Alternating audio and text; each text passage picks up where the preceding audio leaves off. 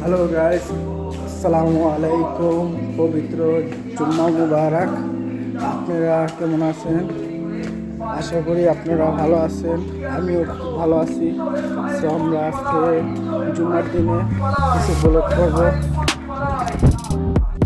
আজকে আপনাদেরকে আমাদের শিবচর বাজার দেখাবো, বাজারটা কেমন এবং আমাদের এলাকাটা দেখতে কেমন। সো আপনারা আমাদের সাথে থাকবেন। এটা হলো বাজারে ঢোকার রাস্তা। সো এখান থেকে আমাদের বাজারে ঢোকা হয়।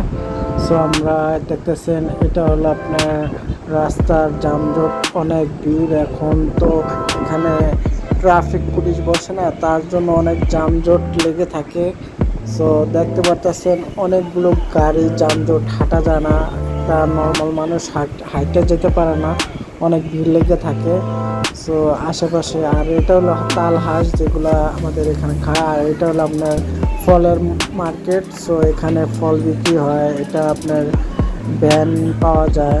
সো আপনার বাড়িতে যাওয়ার জন্য ভ্যানও পাওয়া যায় এখানে। আর এখানে আছে হলো আপনার গ্যান্ডারির রস বিক্রি হয়, সবাই খাইতে পারবেন।